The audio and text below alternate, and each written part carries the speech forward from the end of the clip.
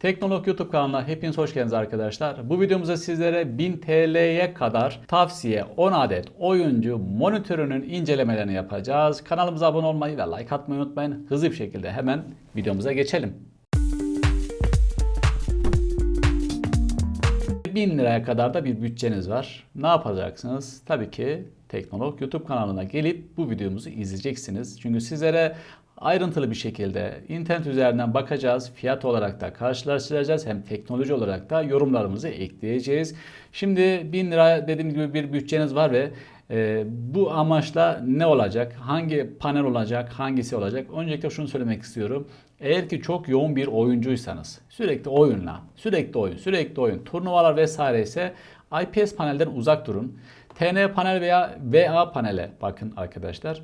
Ama gündelik olarak hem oyun oynuyorum hem diğer işlerimde de kullanacağım. Yani eğitimde de yapacağım diyorsanız IPS panele bakabilirsiniz. Çünkü IPS panellerin nit değerleri hem daha iyi hem de IPS panellerde 178 derecelik sağdan soldan yukarıdan aşağı bir görüntü kalitesi sağlanıyor. Şu anda gördüğünüz monitörümde bir IPS panel. Zaten bunun hem incelemesi hem de kullanım tecrübelerimi içeren bir videomda mevcut. Açıklamalara koyacağım. Şimdi IPS panel baktığı zaman sağdan ve soldan 178 derece, yukarıdan aşağıdan 178'e görüntüyü görebilirsiniz ve daha parlak, çok güzel bir görüntü parlaklığına sahip bir monitör. Bu bir IPS monitör. Siz IPS monitör alırsanız daha net arkadaşlar ve daha parlak dediğim gibi. Ve tabii ki birçok özelliği daha var IPS panellerin. Ama dediğim gibi bunlarda uzun süre oyun oynamaya başlarsanız arkadaşlar bu biraz daha tepkime süreleri bunların daha yüksek oluyor. Düşük tepkime süreleri var ama sanallaştırılmış bir şekilde düşüldüğü için gerçeği yansıtmıyor. TN paneli size öneririz. Bir de bunlar daha parlak. Yani parlama yapıyor öyle söyleyeyim. Parlak derken parlama yapıyor.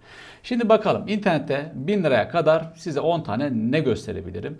Epey'in sayfasını zaten şu anda sizler de birazdan göreceksiniz. Oradan size 10 tane bir monitör 1000 liralık halledeceğiz. Hemen geçelim. Dostlar ilk monitörümüz LG'nin 22 MN430M-B diye geçiyor. LG monitör zaten bunlar bilinen markalar. Markalar oturup da sizlere anlatmanın bir manası yok. İyi midir kötü müdür diye. Ama baktığımız zaman Vega bağlantıları var. Arkasında işte VGA, HDMI bağlantıları vesaire adaptörlü bir şey. Gayet de güzel. Hemen fiyatına bir bakalım. Fiyatı nerede? En uygun 998 liralık bir fiyatta Trendyol'da varmış. Teknik değerlerine bir inelim. 21.5 inç aslında 22 inç diye lanse edilmektedir. Full HD bir yapıya sahip IPS ve 75 Hz'lik bir yenileme hız frekansına sahip. Piksel yoğunluğu 102 ppi'ymiş arkadaşlar. Kontrast değeri 1000'e 1. Bunlar değişik gösterebilir ama standartı budur. Nit değeri yani arkasındaki aydınlatma floresan değeri 250 nit olarak geçiyor. Tepkime süresi 5 milisaniye. Başka da sizlere söyleyeceğim. Bakın 178 derecelik sağdan soldan değerleri içermektedir. Aynı zamanda HDMI bağlantısı var ve 1.4 versiyonunu içeriyor ve 2 tane varmış arkadaşlar. Onun yanında bir tane VGA bağlantısı var ve bir tane de kulaklık çıkışı mevcut. Bir de kilit varmış. Bu pek fazla kullanılan bir olay değil. Aşağı doğru indiğimiz zaman sizlere başka ne söyleyebilirim? Boyutlar burada var. Dilerseniz boyutlarına bakabilirsiniz. Güç tüketimi 29 wattmış. Bu da standby modunda 0.3 wattmış. Fazla bir şey harcamıyor. Hem genel hem de oyun. Yani sizlere söylediğim gibi genel kullanıma açık bir monitör arkadaşlar. Ve VSA'da 75'e 75 milimlik bir bağlantı aparatını destekliyor. Dediğim gibi fiyatı 998 liralık bir fiyat LG'nin bu monitörü. Sıradaki monitörümüz ViewSonic VA246-H-2 diye kodlarla geçiyor arkadaşlar. Bu da güzel bir monitör. Zaten bu markalara değinmeyeceğimi söyledim. Aşağı tarafta adaptörlü ses çıkışlı vesaire. Burada VGA var. Bir tane HDMI çıkışı mevcut arkadaşlar.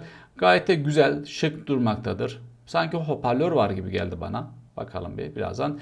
Evet hoparlör var. Arka tarafta şurada delikler var. Ama şunu söylüyorum monitörlerde bitişik yani üzerinde olan monitörlerin hoparlöründen pek fazla bir verim alınamıyor.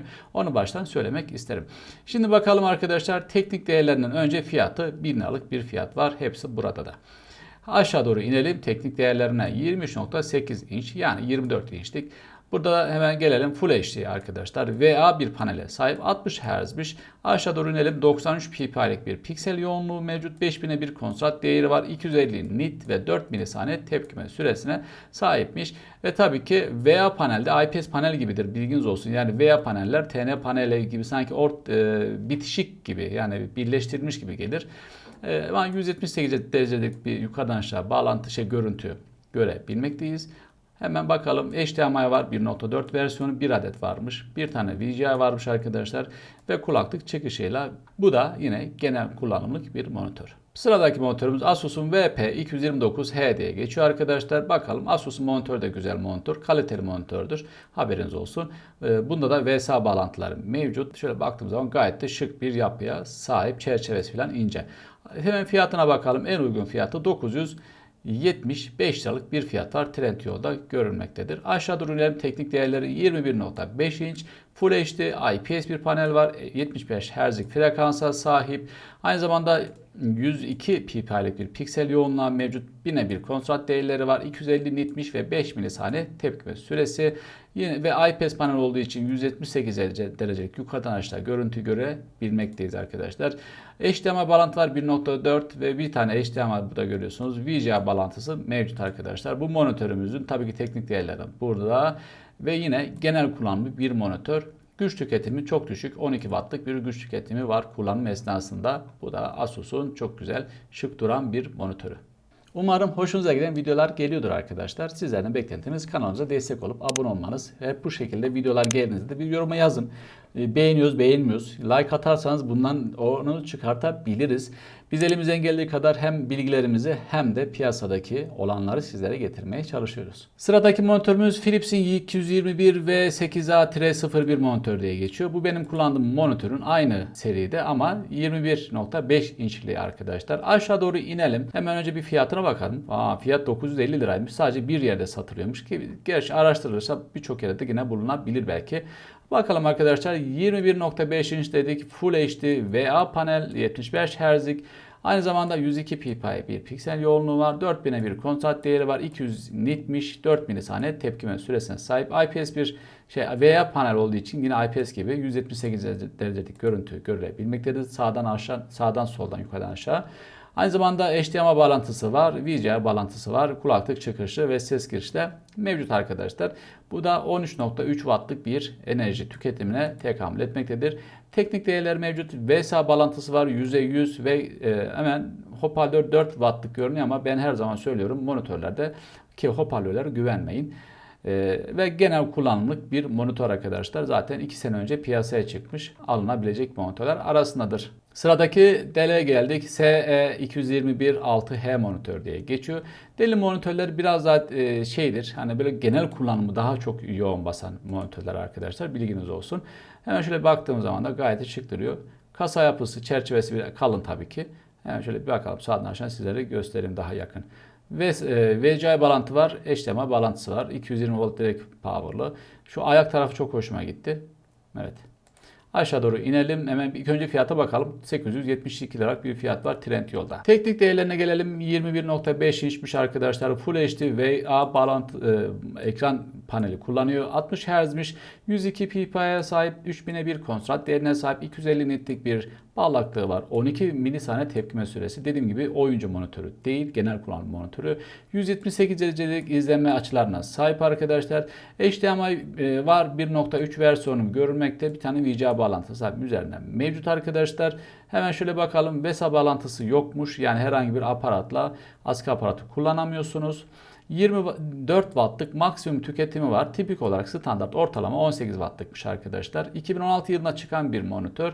Bu da genel kullanıma açık bir monitör. Yani standart işinizi ya da eğitimlerinizi vesaire rahatlıkla yapabileceğiniz uygun fiyatlı bir monitör alınır mı? Alınır arkadaşlar. Sıradaki AOC'nin bir monitörü 22B2 AM monitör diye geçiyor arkadaşlar. Bu da güzel, şık yapıya sahip. Zaten birçok monitör artık böyle daha ince çerçeveler üretilmektedir. Baktığımız zaman da bağlantılarda gayet ideal bizim işimizi görecek ve incelikte gayet uygun bir yapıya sahip arkadaşlar. Fiyatı ise 990 liralık bir fiyata N11'den alabiliyoruz. Aşağı doğru inelim teknik değerlerine. 21.5 inçmiş Full HD veya bağlantı var, paneli var.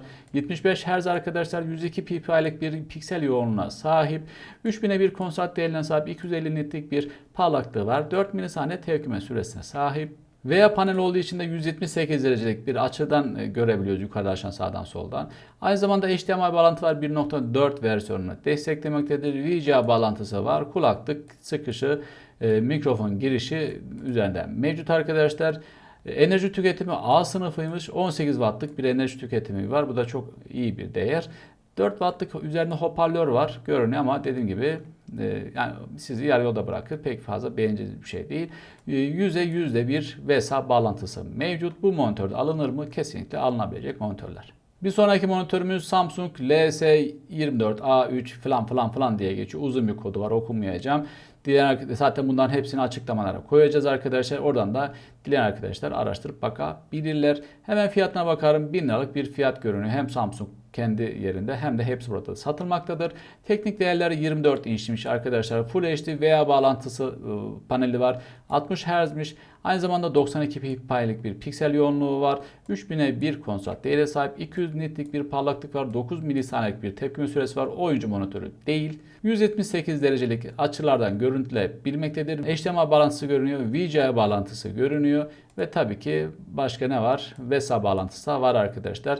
Enerji tüketimi çok yüksek görülmekte. 25 wattlık maksimumda bir enerji tüketimi sarfiyatı sizlerin karşısına getirmiş durumda. Ama dediğim gibi genel kullanım. Bu monitör tabii ki 1000 liranın aşağısında olduğu için bu monitörü bu listemize koyduk. Ama bundan önce şu diğer monitörlere bakmanızı daha çok tavsiye ediyoruz. Her zaman söylüyoruz, bir monitör alacaksanız mutlaka öncelikle amacınızı belirtin. Amacınız nedir? Onu bir ortaya çıkartın. Sürekli oyun oynayacaksanız mutlaka oyuncu monitöre bakın. Ama genel kullanımlı, karışık bir yapıya sahip bir kullanıma sahipseniz ona göre de bir araştırma yapın arkadaşlar. Tabii ki bütçe de çok önemli. Ama şunu söylemek istiyorum. Her geçen gün fiyatlar değişiyor, artıyor, düşüyor diyemeyiz. Belki kampanyalar çıkıyordur, düşüyor olabilir. Bir önemli özellik ise arkadaşlar monitörlerde şöyle bir sorun var, bilirsiniz. Ölü piksel olayı vardır. Ölü piksel ve alt piksel olayları diye geçiyor. Nasıl bundan kurtulabiliriz? Şunu yapabilirsiniz. Mağazaya gidip atıyorum Vatan Bilgisayar, herhangi bir sponsorluğum yok, sadece örnek olsun diye söylüyorum. Oradan almadan önce bir kontrol yaptırabilirsiniz. İnternet üzerinde de tabii ki bakabilirsiniz ama ölü piksellere bazı firmalar 3, bazıları 4 piksele kadar, ölü piksele kadar teknik değişim vermiyor. Haberiniz olsun, böyle de bir sıkıntı söz konusu. Bunu da tabii ki aşmanın yolunda sizlere söyledik. Hemen devam edelim. Sıradaki monitörümüz HP'nin 22W diye geçiyor arkadaşlar. Bu monitörde tam 1000 liralık bir fiyatta N11'de satıldığını görmekteyiz. Monitörün piyano bilek tarzı bir şey yapılmış. Kasa yapısı, ince bir şık yapısı var. Bence çok hoş ve şık duruyor açıkçası. Hoşuma da gitti diyebiliriz. VSA bağlantısı da ekstra cabası. Tuşlar da yan tarafta gördüğünüz gibi. Hemen teknik değerlerine bir bakalım. 21.5 inçmiş arkadaşlar. Full HD, IPS, 60 Hz'lik bir frekansı var. 102 ppi'lik bir piksel yoğunluğu var. 1000'e bir kontrast değerine sahip, 250 nitlik bir parlaklığı var. 5 milisaniye tepkime süresi var ve tabii ki IPS olduğu için de yine güzel bir görüntü, geniş açıya sahip arkadaşlar. Bağlantılarına bakalım. HDMI var, VGA var. %100'de bir VSA bağlantısı mevcut.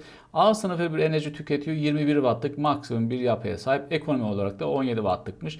Bu da alınabilecek monitörler arasında arkadaşlar. Sıradaki monitörümüz Acer'ın bir monitörü. SA diye geçiyor. 220 QAP monitör diye geçiyor. Bu çok böyle sizlere gösterdiğim birçok monitör karşılaştırmalarında hep karşımıza çıkan monitör. Çok tercih edilen bir monitör açıkçası. Hemen bu kendisine baktığımız zaman da yine kasa yapıları diğer monitörler markalara göre benzerlik göstermektedir. İnceliği de gayet de güzel aslında. Şık duruyor. Alınabilecek monitörler arasındadır. Fiyatı 900 lira olarak görünüyor arkadaşlar. Hepsi burada da. Teknik değerlerine gelelim. 21.5 inçmiş Full HD IPS 75 Hz'lik 102 ppi'lik 1000'e bir kontrast değerine sahip. 250 nitlik ve 4 milisaniye tepkime süresi var arkadaşlar. 178 derecelik yine IPS olduğu için açıdan görünebiliyor. HDMI girişi var. VGA bağlantısı mevcut arkadaşlar. VESA bağlantısı burada yok diyor. Enerji tüketimi A sınıfıymış. 18 wattlık bir tüketim söz konusu. 2019 yılında çıkan bir monitör. Bu monitör de alınır mı? Alınabilecek monitörler arasında diyebiliriz. Ve en son monitörümüz Casper marka. MC2 diye geçiyor. Kodları dediğim gibi hepsini açıklamalarına koyacağım sizler için. Hemen fiyatına bakalım. 970 liralık bir fiyat Trendyol'da satılmaktamış. Aşağı doğru inelim arkadaşlar. Teknik değerleri 21.5 inçmiş. Aynı zamanda Full HD TN panel 60 Hz'lik 102 ppi'lik bir piksel yoğunluğu var. İyi bir değer bu. 1001 kontrast değerine sahip. 250 nit'te ışık gücü açıkçası. Bu da iyi bir değer. 5 milisaniye tepkime süresi genel kullanım bir monitör. Onu söylemek istiyorum. HDMI bağlantısı var. VGA bağlantısı söz konusu. VESA bağlantısı var arkadaşlar. 25 wattlık maksimum değerine sahip bir güç tüketim var. Üzerine hoparlör var. Stereomuş. Muhtemelen 2x2'dir bunlar. Ve tabii ki bu monitörde alınabilecek monitörler arasında diyebiliriz. Tabii ki böyle bir sıralama yaptığımız zaman hani şu LG bakalım, ViewSonic, bakın ViewSonic alabilirsiniz. İşte Asus, Philips, ondan sonra AOC alabilirsiniz. HP alabilirsiniz. Bir de Acer. Yani bunları öncelikle söylüyorum. Niye bu sıralamayı bu şekilde yaptık? Sonuçta 1000 TL altında olan 10 tane sizler için bir araştırma yaptığımız için böyle bu şekilde geldi arkadaşlar. Ama bu tabii ki bu listemdeki her monitörü gönül rahatlığıyla alabilirsiniz. 1000 liraya kadar bir bütçeniz varsa bu videoyu eğer buraya kadar da izlediyseniz mutlaka yoruma da yazın bir şeyler ki bilelim. Bir de like atın. Ve yine teşekkür ediyoruz bizi takip ettiğiniz için ve videolarımızı izlediğiniz için. Teknolog YouTube kanalı olarak sizlere her zaman hızlı bilgiler, yani hızlı gelmiş ve güncel bilgiler yapmaya çalışıyoruz. Web sayfamızı da ziyaret edebilirsiniz. teknologweb.net sitesinden. Oradan da bakabilirsiniz arkadaşlar. Bir sonraki videomuza görüşmek üzere diliyorum. Kendinize iyi bakın. Hoşça kalın.